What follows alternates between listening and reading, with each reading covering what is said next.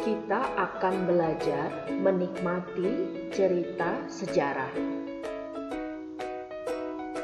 Di era sekarang, berbagai informasi tersaji dengan beragam jenis dan bentuk. Ada yang disajikan melalui buku cetak, atau ada juga yang disajikan dalam bentuk jaringan.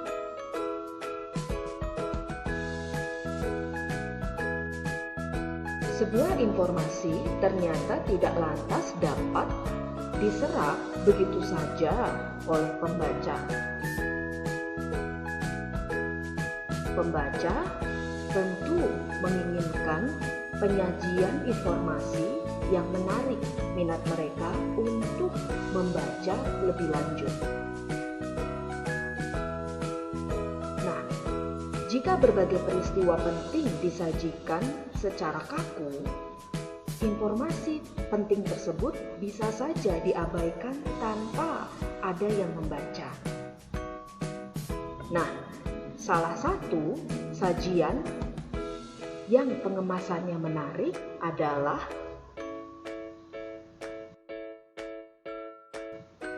teks cerita sejarah.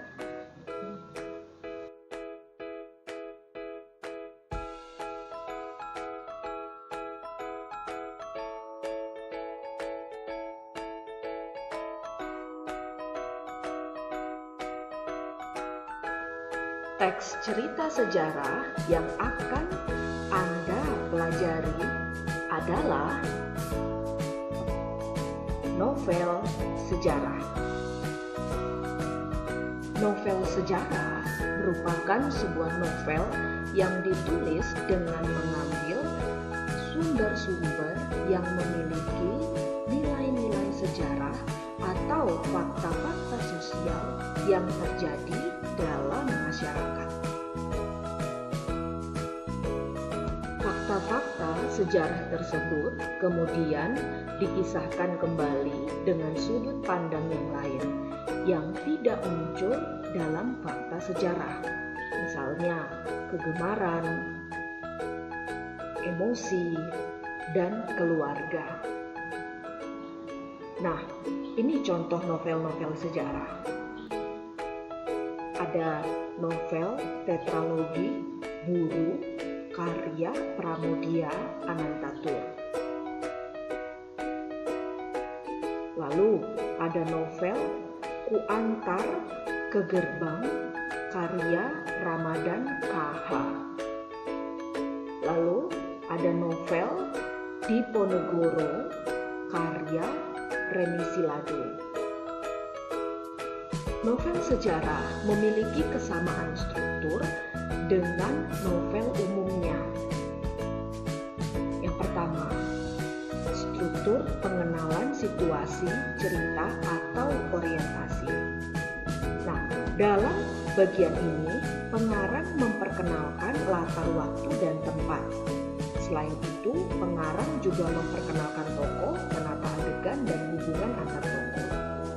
Bagian kedua adalah pengungkapan peristiwa. Pada bagian ini, tokoh akan menemui berbagai permasalahan, pertentangan, atau hal-hal yang menyulitkan.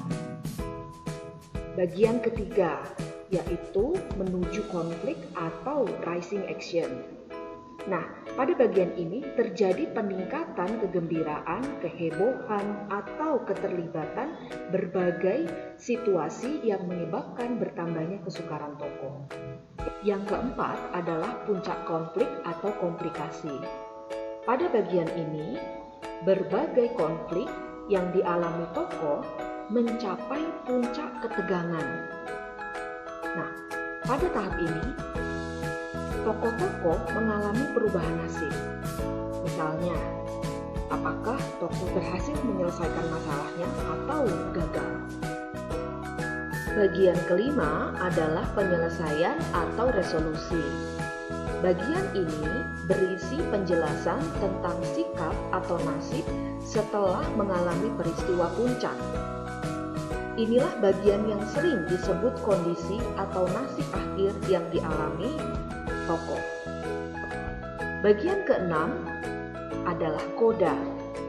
Nah, bagian ini berisi komentar terhadap keseluruhan isi cerita yang fungsinya sebagai penutup. Komentar bisa disampaikan langsung oleh pengarang atau diwakilkan oleh tokoh. Hanya saja tidak semua novel memiliki koda. Bahkan novel modern lebih banyak menyerahkan kesimpulan cerita kepada pembaca.